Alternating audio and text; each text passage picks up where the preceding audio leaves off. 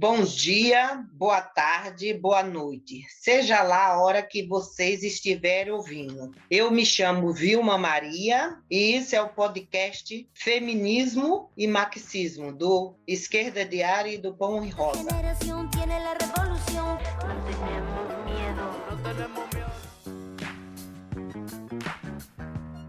Estamos aqui entre algumas mulheres que, assim como milhões em todo o mundo, trabalham todo dia para fazer a sociedade funcionar. Eu quero, antes de mais nada, fazer uma saudação às mulheres que estão na linha de frente da luta contra as 1000 demissões na LG e nas fábricas terceirizadas. E repetir o que elas mesmas disseram. A LG nos dividiu em 4 fábricas diferentes, mas mesmo assim somos todas mulheres trabalhadoras. É nesse espírito de unidade e combate que fazemos esse episódio especial de 1º de maio. O nosso trabalho está presente no cotidiano e é essencial, mas muitas vezes ele não é visto. Ou, como dizem hoje em dia, ele é invisibilizado. Nós somos muitas nos transportes, maioria absoluta na educação e na saúde, atuamos nos serviços domésticos, estamos com peso considerável nas linhas de produção, trabalhamos nas cozinhas das universidades e ainda por cima nós cuidamos da casa, dos filhos e de todas as necessidades ligadas à reprodução do capital. Sim, somos nós, mulheres, o proletariado. E para falar sobre esse peso feminismo e as nossas tarefas históricas, eu tô aqui, gente, com um time de tanto peso que eu tenho até medo da internet de vocês cair quando vocês ouvirem esse episódio. Eu vou apresentar aqui a Vilma Maria, que é trabalhadora do bandejão da USP. A Cris, que é professora em Goiás, em Anápolis, e que já foi trabalhadora de fábrica. A Marlete, que é professora em São Paulo. A Marília, que é trabalhadora do Hospital Universitário da USP. A Andréia, que já trabalhou muitos anos em fábrica e é trabalhadora doméstica de aplicativos. A Tamires, que é do metrô de São Paulo. Minha Nossa Senhora, a energia tá forte nessa gravação. E pra gente começar, eu coloco aqui uma frase da Andréia Pires, que tá participando desse episódio com a gente, que é a expressão clara de quem nós somos e como a gente tá nesse momento da pandemia. Estamos organizadas, estamos com raiva e somos a linha de frente das lutas. Bora lá, minha gente, para esse episódio. Tamires, é com você. Oi, gente! Nossa, que satisfação participar desse episódio com essas camaradas incríveis. Eu quero deixar registrado aqui o quanto eu estou feliz e realizada por estar com vocês hoje. Muito obrigada pelo convite, meninas. Bom, vamos lá, né?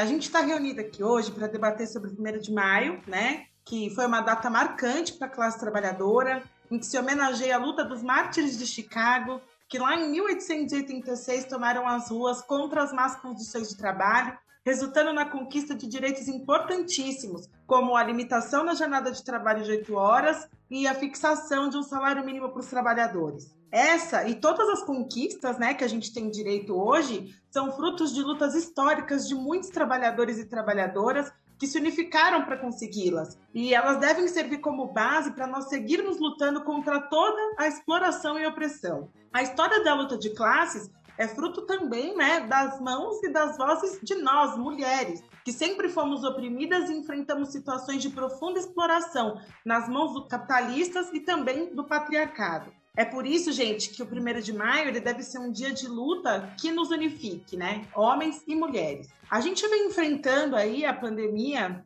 do coronavírus desde o ano passado e sabe que ela aprofundou os efeitos de uma crise capitalista na qual as principais afetadas são as mulheres trabalhadoras e pobres, assim como os negros e todos os setores oprimidos, né? Os trabalhos essenciais, eles nunca pararam. Ao contrário, mulheres que já viviam jornadas duplas ou triplas ligadas à maternidade, aos serviços domésticos, e aí eu me uso como exemplo, porque eu sou mãe solo e trabalhadora de frente, da linha de frente do metrô, né? Com a pandemia, a gente teve nossos trabalhos ainda mais intensificados. Ou seja, o capitalismo se beneficia do machismo e do racismo, porque explora ainda mais a exploração de mão de obra feminina e negra, pagando menos em relação a homens e brancos, e por vezes expondo esses setores a jornadas de trabalho extenuantes e empregos precarizados.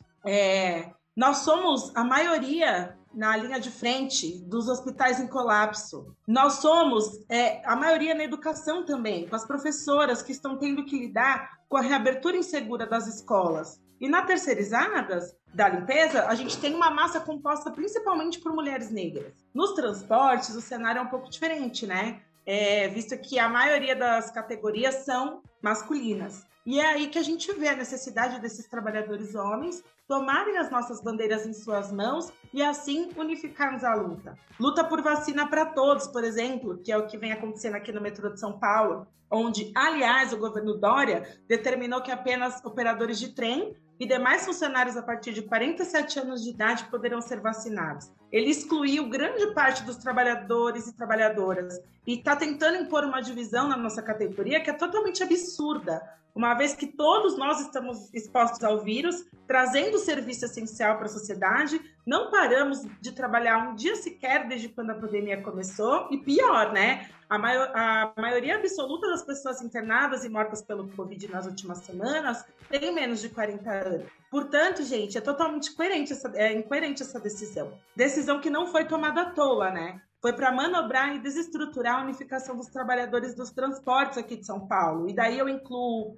nós, metroviários, os rodoviários e ferroviários, que estávamos mobilizados para uma greve sanitária que aconteceria no dia 20 de abril. Toda essa manobra de desmobilização, dessa paralisação que aconteceria, teve também a anuência das burocracias sindicais, né? Como a CUT e a CTB. Bom, gente, esse é o governador Dória, que se diz preocupado com vidas, mas que determina a volta às aulas, que não se importa com as pessoas se aglomerando nos ônibus e nos metrôs lotados, mas que se importa, óbvio, em atender os grandes empresários. Assim como a gente vê aí o Bolsonaro com esse governo completamente genocida, né? A gente está acompanhando também as lutas dos metroviários de Brasília, que seguem na greve, né? Depois de diversas tentativas de acordo com salários e benefícios atrasados, enquanto também seguiam expostos ao risco de contaminação por Covid. E mesmo diante de todos esses ataques, por imposição da justiça, teve que manter o sistema funcionando parcialmente com 60% da frota nos horários de pico e 40% nos horários de vale. No Rio Grande do Sul, no último dia 20, os metroviários de Porto Alegre tinham previsão de paralisação dos serviços deles por 2 horas.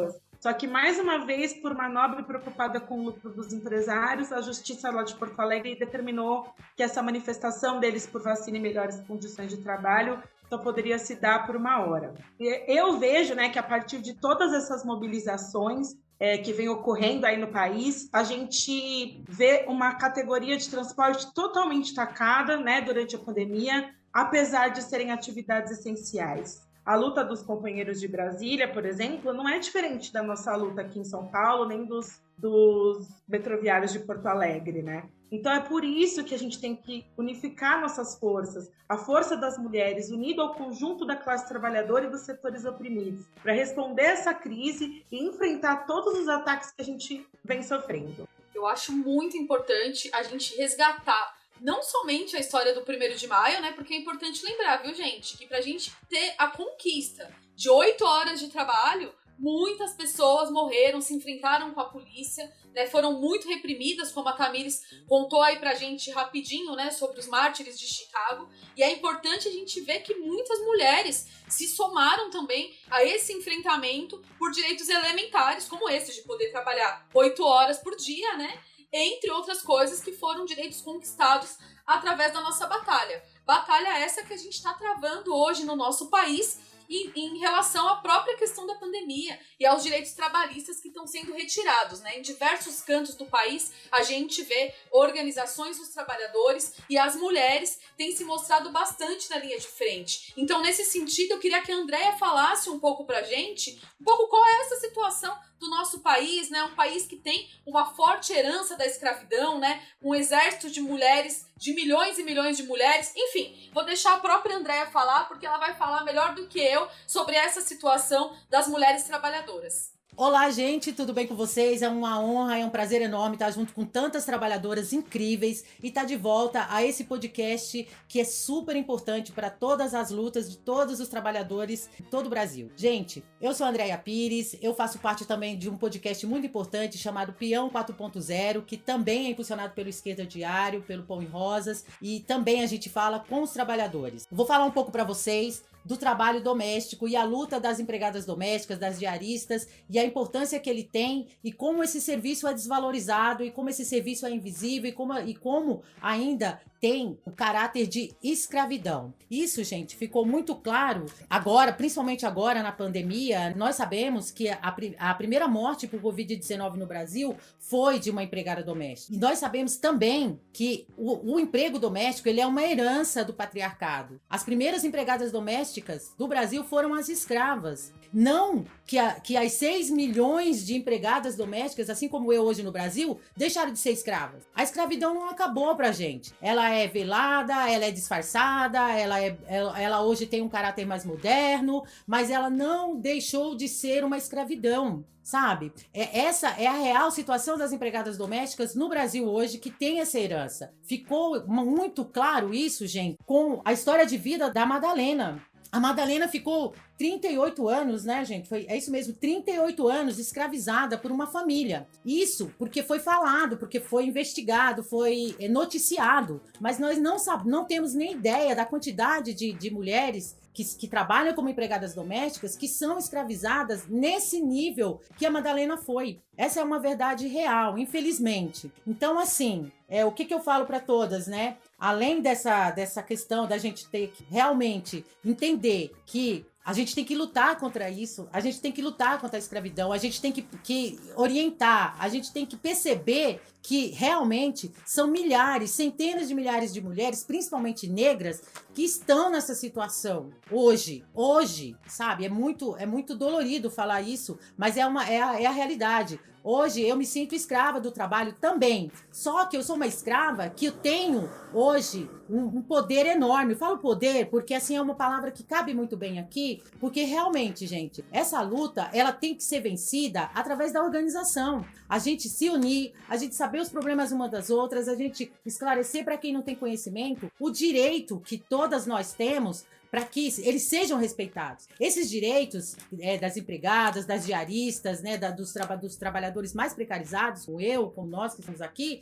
realmente a união de todas. É o esclarecimento, é você saber que a outra também é escravizada e que ela também pode se libertar, que ela também pode entender que ela organizada, ela vai conseguir realmente mudar as coisas, sabe? Lutar pelos seus direitos. Mas isso a gente só consegue organizada. Isso a gente só consegue quando a gente expande para todas as nossas colegas de trabalho a importância que elas têm, a importância que nós temos na sociedade para que esse tipo de opressão não exista mais. E falo assim com muita segurança de que é possível, gente. É muito possível a gente fazer isso. A questão do serviço doméstico é que ela é muito mais profunda em relação a isso, né? Ela é muito mais profunda da gente expandir, ela é muito mais profunda da gente conseguir conversar, conseguir esclarecer para as outras companheiras de trabalho que realmente elas têm condições de lutar pelos seus direitos, elas têm condições de se organizar e com isso ir mais longe. Porque quando você vai mais longe, você acaba com o principal, que é o capitalismo. Então, quando você termina com esse sistema que realmente escraviza não só a gente, que somos empregadas domésticas, mas escraviza o mundo todo, realmente a gente tem uma sensação de que realmente isso pode dar certo, mas tem que estar junto, tem que estar lutando junto, né? Como várias companheiras vai colocar aqui hoje, realmente é algo muito importante que a gente precisa fazer. A gente tem um número exato de 6 milhões, né? Mas é muito mais. Esse número ele é altíssimo, se não for o dobro, é muito mais que isso, porque são centenas de milhares de mulheres que não têm registro e que são trabalhadoras domésticas, que estão lá, que não sabem dos seus direitos, que não sabem, que acha que trabalhar de domingo a domingo é algo normal, porque o patrão precisa, e ela não tem noção dos seus direitos. Já estou colocando, né, um pouco da minha revolta aqui, mas é porque, assim, é muito difícil falar, né? É muito difícil a gente... Porque dói, são dores profundas que esse tipo de trabalho e de humilhações e de opressão que as mulheres sofrem no serviço doméstico, que são dores que ficam pro resto da vida. São mágoas que ficam pro resto da vida. Então, assim, tanto essas dores como essas mágoas, na minha visão, eu que estou organizada já faz algum tempo, eu que já tenho uma visão melhor de que a luta realmente compensa, de que a luta realmente vale a pena, sabe? É muito importante a gente entender que essas mágoas, elas passam quando a gente tem ajuda, elas passam quando a gente se organiza, quando a gente está junto com outras trabalhadoras, quando a gente divide realmente com outras mulheres a importância que a gente tem. E não é a importância da empregada doméstica, não é a importância da diarista, é a importância da mulher trabalhadora, é a importância das trabalhadoras na sociedade. É isso que é importante. Nós precisamos, de uma forma muito forte, mas muito forte mesmo, se reunir, se organizar e entender que só através da luta mesmo, que a gente vai conseguir vencer. Isso é algo que tá muito real pra mim, tá muito colocado na minha vida.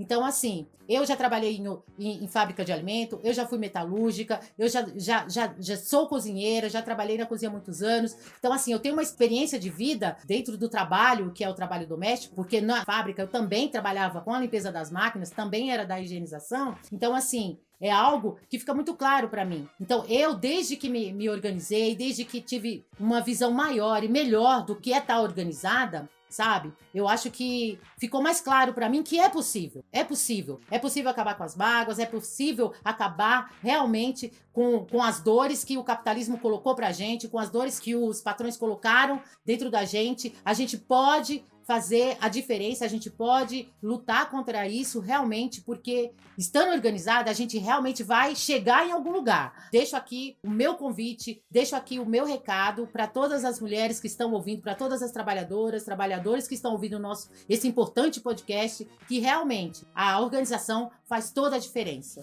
Com certeza, Andréia. Só assim pra ficar bem claro. Essa revolta aí que você tá falando, essa tristeza, essa mágoa que as mulheres trabalhadoras carregam, a gente vai transformar isso em luta e a gente vai combater esse machismo, né? E esse capitalismo que se utiliza justamente do machismo para dividir as nossas forças. Só que justamente quando a gente tá junto, unificada e vendo qual que é a nossa tarefa de combate, ninguém segura a gente, de forma nenhuma. E essa mostra, né, da força da nossa classe, da força das mulheres, foi sentida muito nesse ano da pandemia, né, com várias mulheres da saúde que se organizaram em todo o país para poder lutar por direitos elementares para poder trabalhar, e justamente sobre isso e sobre outras coisas também, a Marília, que é trabalhadora do HU, vai falar com a gente aqui. É um prazer estar novamente com vocês aqui fazendo esse podcast.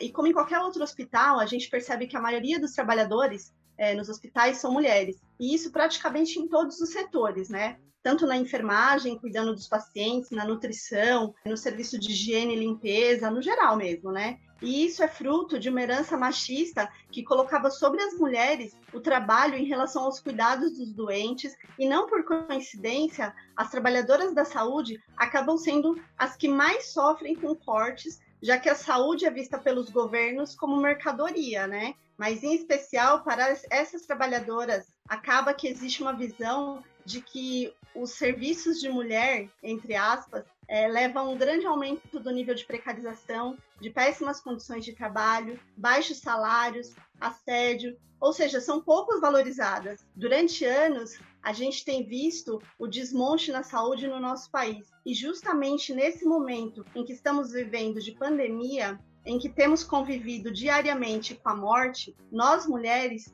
temos que nos deparar com o dilema de ser contaminada e de contaminar a própria família, ao mesmo tempo que precisamos trabalhar para levar o sustento para casa, já que muitas, assim como eu, são sozinhas, né? Tendo muitas vezes que cuidar de seus filhos, da casa, muitas vezes sem ajuda de mais ninguém e tendo que cumprir a dupla jornada. Porque vai pensando que é só chegar em casa e tá tudo limpo, organizado, comida feita. Muitas vezes a gente tem que chegar e ainda continuar no trabalho, né? Só que dessa vez um trabalho doméstico, porque se a gente não fizer, não tem quem faça. Então, vou colocar um parênteses que eu, pelo menos, tenho a sorte de ter a minha mãe, que é idosa, mas que pelo menos fica com meus filhos em casa. Eu vejo que isso tudo gera uma sobrecarga tanto emocional como física nas mulheres. A gente consegue ver nas colegas de trabalho o rosto cansado, o medo cotidiano de levar contaminação para casa. E assim, fazendo uma retrospectiva das últimas lutas na saúde, eu lembro de grandes exemplos que a gente conseguiu dar nas lutas no HU, por exemplo. Durante esse período de pandemia, lá no começo, a gente batalhou bastante por condições de trabalho, com a falta de EPIs, que significava tanto a atenção com a saúde da população, quanto de nós próprias, né, das próprias trabalhadoras, porque é um nível de descaso muito grande ter que racionar a máscara. E depois teve a luta pela liberação do grupo de risco, e mais recentemente, a gente exigiu da superintendência a vacinação para todos no hospital, inclusive para os terceirizados, tanto da higienização quanto da segurança, que fazem parte também da linha de frente. E lembrando que a maioria das trabalhadoras da higiene são mulheres. É fundamental que as mulheres trabalhadoras da linha de frente vejam a importância que está sendo a luta protagonizada pelas trabalhadoras terceirizadas da LG, num momento tão difícil, onde as mulheres são as principais vítimas da fome e do desemprego, elas dão exemplo de luta para outras mulheres, assim como as mulheres da saúde, mostrando a importância de se organizar através de comissões de fábrica, secretarias, entre outros, para fortalecer tanto a luta das trabalhadoras como de toda a classe trabalhadora, que ainda vai passar por muitos momentos de ataque. Então eu deixo esse pequeno relato para vocês e agradeço por essa participação. Marília, a gente que agradece você ter participado, acho que é muito importante retomar a luta das trabalhadoras da saúde, do HU da USP em especial, porque para mim é um grande exemplo realmente esse combate para que as trabalhadoras terceirizadas também tenham direito a se vacinar, né, gente? Uma coisa básica, né, digamos assim. Então, acho que é um exemplo muito importante, mas também acho importante ressaltar o nível, né, de luta que a gente viu nos serviços de saúde em todo o mundo, né, durante a pandemia, né? A gente viu que em tudo quanto é canto do mundo, a saúde está precarizada e as trabalhadoras da saúde se colocam na linha de frente numa categoria que é majoritariamente feminina, assim como é a categoria que eu trabalho, né, de professores. Inclusive a Marlete está aqui, que também é professora, trabalha no estado e no município de São Paulo, e ela sabe muito bem qual é essa situação das mulheres da nossa categoria e vai falar um pouquinho aqui pra gente desse combate, inclusive porque as professoras tiveram em grandes combates aí nos últimos anos, né, lutando contra a reforma da Previdência, lutando contra uma série de ataques que esses governos querem fazer contra nós. Então eu passo a palavra para você, Marlete. Olá pessoal, tudo bem? Eu venho falar sobre a educação, que ela é formada por maioria de mulheres. Mulheres que felizmente cumprem um papel social muito importante para a população através das escolas. Mas infelizmente são parte das mulheres que estão sendo empurradas pelos governos para um retorno inseguro nas aulas na pandemia, passando a estar na linha de frente como outras milhares de trabalhadoras.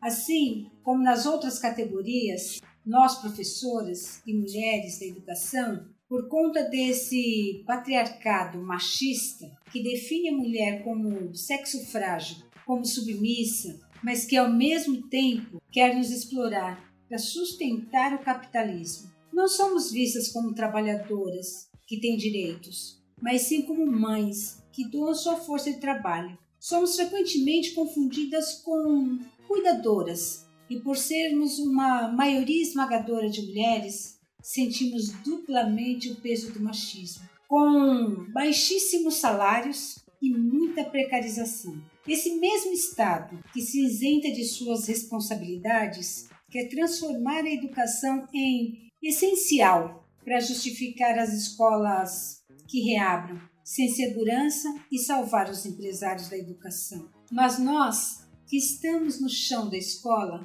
sabemos que o que eles mais fazem é destruir esse serviço tão vital para a população. Nossa luta, enquanto uma parte significativa das mulheres da nossa classe, inclui também as terceirizadas da nossa escola, que ainda mais que as educadoras sentem o peso da opressão, e da exploração, trabalhando na limpeza da escola na semana e no final de semana nas casas das patroas como diaristas, e ainda tem que dar conta das suas próprias casas. São mulheres negras, arrimo de família, que sentem o fardo das duplas e muitas vezes triplas jornadas, né? Quando essas mesmas mulheres, arrimo de família, são as professoras, dão aula em 2, 3 escolas, porque o salário é insuficiente e tem que se desdobrar para dar conta das famílias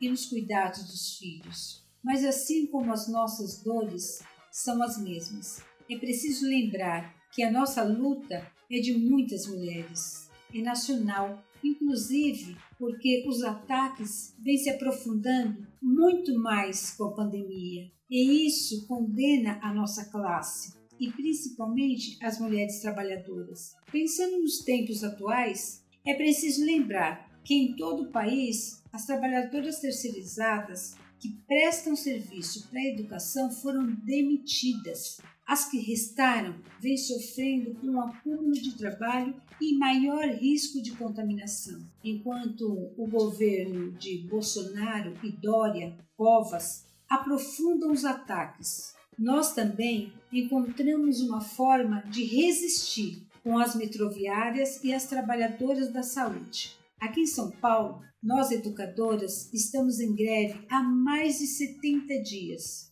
porque, em meio a essa crise sanitária, não nos deram condições de trabalhar em segurança, sem morrer no chão da escola. E essa dura luta que estamos travando só não ganha visibilidade nacional porque as burocracias sindicais, a CUT, a CTB, à frente dos nossos sindicatos, atuam para nos isolar do restante das trabalhadoras, além de apontar uma resposta que em nada resolve os problemas: esperar as eleições de 2022. Por isso, seguem desmobilizando nossa categoria, como fazem os sindicatos de todo o país, para que não avancemos na luta necessária para superar essa crise que castiga a nossa classe devido a esse sistema capitalista, genocida e opressor, que segue matando, escravizando e tirando os direitos e dignidade. Por isso, gente, nesse 1º de maio, nós educadoras reivindicamos trabalho remoto, enquanto não tivermos condições sanitárias nas escolas, com a distribuição de tablets e chips para os alunos, cestas básicas para as famílias e reais condições de higiene e saúde para todos. Somente nós, a comunidade escolar, podemos dizer o quando e como voltar, e não abrimos mão disso. É através da união temos que nos articular e construir a resistência em cada lugar e local de trabalho, e em cada escola, em sindicatos e organizando a luta pela base com independência de classe. Nossa, Marlete, até fico emocionada assim de ouvir você falando, porque realmente é uma coisa que a gente tem que pensar, né? Como tá nas nossas mãos, né? Se a gente tivesse, nesse momento, decidindo sobre a questão do retorno e sobre todas as outras coisas, com certeza a gente não ia estar nessa situação, né? E da mesma forma que eu acho que é muito importante a gente, inclusive, retomar mesmo, né, essa história do 1º de maio, né? Porque é bem claro, assim, que o 1º de maio se tornou, ao longo dos anos, um dia, assim, sem sentido, né? Dominado justamente pela burocracia sindical e também pela burocracia dos grandes movimentos de massas, né? E é contrastante como é o 1º de maio com o 8 de março, que na verdade acabou se tornando, né, cada vez mais importante com o passar dos tempos, né? A cada ano o 8 de março se mostra fortemente como um dia de combate, e é isso que a gente também tem que voltar a fazer com o 1º de maio, né? Principalmente numa situação como a do nosso país, né? Com quase 400 mil mortes por Covid, desemprego recorde, crescimento avassalador da fome, né? Coisas que atingem diretamente as mulheres. Então, assim, com certeza, as centrais sindicais tinham que se apoiar nos processos que estão em curso, como já foi falado aqui, a luta das trabalhadoras da LG, para poder resgatar as forças dos trabalhadores e virar esse jogo, para que a nossa classe volte a se ver como sujeito de transformação. Quando a gente faz esse resgate histórico do 1º de maio, é justamente porque essa data é uma data de combate. E a tarefa das direções tradicionais dos movimentos de trabalhadores e também do movimento feminista deve se colocar a tarefa emergencial de unificar todas as nossas demandas e toda a nossa força, né? Para que essa força organizada possa retomar os métodos clássicos de luta da classe trabalhadora, para que sejam os capitalistas que paguem o preço dessa crise que eles estão querendo descarregar nas nossas costas. Então, nesse sentido, eu acho que é importante a Cris colocar para a gente um pouco como ela enxerga esse momento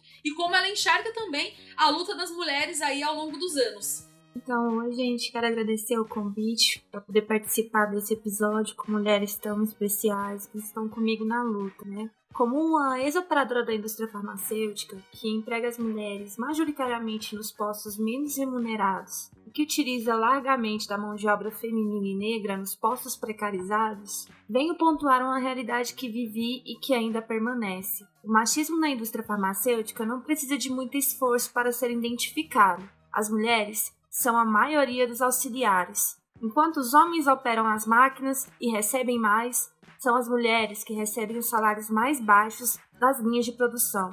Ao furar essa bolha e tornar-se uma operadora, são comuns os embates com os homens que ainda nos tratam como auxiliares, mesmo quando estamos na mesma posição hierárquica que as deles.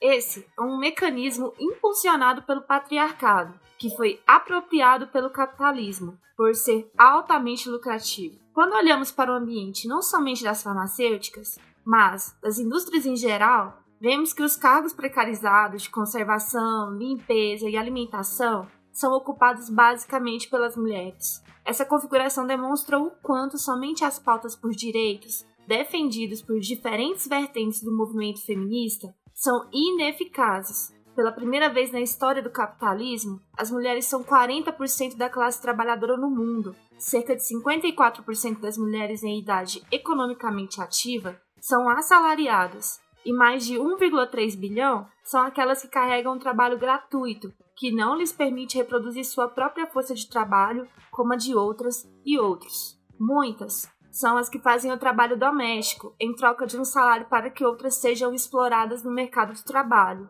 que as desvaloriza no sentido de reduzir ainda mais os salários pagos e tira de seu próprio bolso os custos da manutenção do trabalho de reprodução. Pensemos nos vários lares que são sustentados pelas mulheres com um salário mínimo e nas inúmeras famílias que só vemos as presenças das mães. É um sistema que explora e oprime as mulheres, reservando a elas os menores salários e manutenção dos serviços domésticos. Como trabalhadora desse sistema, quis me tornar professora, embora ainda olhe com saudades para esse cenário fabril, pois foi através das minhas companheiras que fui encontrando forças para, mesmo no trabalho em terceiro turno, seguir no ensino superior. Foi revendo essa trajetória que passei a me revoltar com esse modelo a que nós mulheres somos submetidas. E nesse difícil contexto, para todos, e na realidade do professorado, encontrei na luta revolucionária os exemplos que me demonstraram que as mulheres irão exercer um papel essencial nas lutas de classes.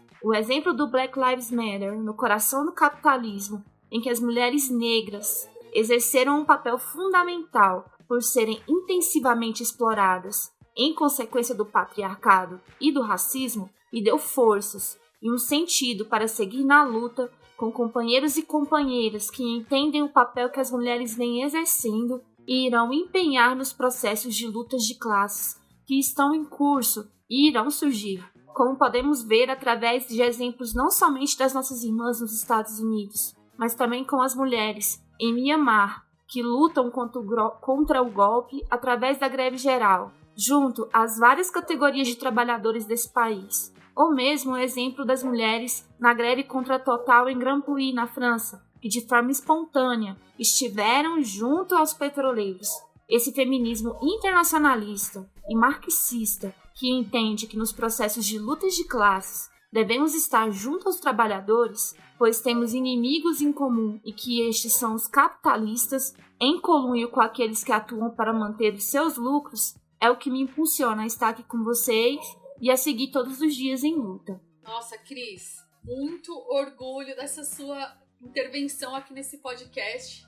E esse é um orgulho que eu também tenho muito de ter uma companheira como a Vilma, que abriu aqui o nosso episódio, e os vários exemplos que ela sempre coloca pra gente de luta e organização das mulheres. Então eu queria muito que ela falasse um pouquinho pra nós como ela vê tudo isso e como ela vê o papel das mulheres trabalhadoras. Sou nordestina, cheguei de Pernambuco em 1974. A primeira visão que eu vi foi a Universidade de São Paulo. E lá onde eu entrei para trabalhar como terceirizada. Para quem não sabe o que é uma terceirizada, vou explicar para vocês. É fazer faxina em banheiro, em sala de aula, isso é dentro da universidade. E as terceirizadas da Universidade de São Paulo não são reconhecidas. Elas são invisíveis, toda terceirizada. Hoje eu trabalho no bandejão da USP. Também sou invisível lá, não só eu. Todos os auxiliares de cozinha são invisíveis. Os cozinheiros são invisíveis. Mas sem nós, a universidade não ia para frente, porque o cientista, o aluno, não ia entrar no banheiro sujo e o aluno não ia ficar sem a comida dele. Hoje, nós, trabalhadoras, eles sabem o quanto nós fazemos falta. O trabalhadora do bandejão, eles tinham que dar mais valor para nós e para as terceirizadas, que limpa a sujeira e deixa a Universidade de São Paulo bonita, em primeiro lugar. Mas não, nós como trabalhadora nordestina, a maioria é nordestina que trabalha lá na terceirizada. Mãe de família, trabalha para se matar lá e quando chega em casa tem que dar conta da sua casa, do seu barraco. Muitas moram em volta da universidade. Eu, nordestina, sempre morei em volta da USP, nas favelas. E hoje eu estou aqui para falar quanto a universidade é injusta com os trabalhadores do hospital universitário. Eles não vê as terceirizadas lá, os enfermeiros, eles não prestam atenção. As enfermeiras, eles tinham que dar mais valores, valorizar o trabalho da mulher. Então, a universidade é feita por trabalhadores nordestinos. Então, é isso que eu tenho que falar. E quando a gente se ajunta com um grupo, que nem o Pão e Rosa, que dá o suporte para as trabalhadoras, temos mais que lutar e se reunir, a mulherada ter mais força para se reunir no Pão e Rosa e nas reuniões, para nós ter mais força e suportar o trabalho braçal, da luta da mulherada, de nossa luta. Eu, que trabalho, e todas que trabalham na Universidade de São Paulo.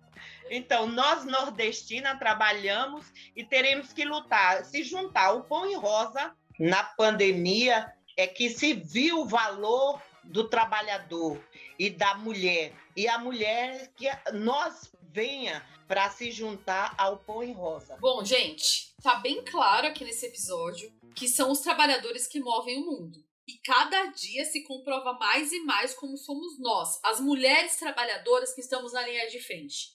Durante todos os últimos anos, o movimento de mulheres tomou as ruas, lutando contra governos autoritários e conservadores, contra a violência machista, pelo direito ao aborto legal, seguro e gratuito. E é essa força que pode sacudir as direções históricas do movimento de massas, que se colocam como verdadeiras burocracias que impedem o conjunto dos trabalhadores de tomar para si as demandas das mulheres. O patriarcado nos divide, e para derrubar o patriarcado, a gente precisa organizar as nossas forças com o conjunto da classe trabalhadora. Nesse combate, a gente quer ganhar todos os homens trabalhadores para lutarem junto com a gente, com um só punho, por melhores condições de trabalho, salários, direitos e contra o machismo. E é esse o convite que a gente faz a todos que estão nos escutando. Pois, como a gente sempre diz, o patriarcado não vai cair sozinho. A gente vai ter que lutar para derrubar. E a gente vai ter que derrubar junto com ele o capitalismo que se utiliza justamente das opressões para nos dividir e para nos explorar. Só assim a gente vai poder construir uma sociedade onde a gente seja realmente livre.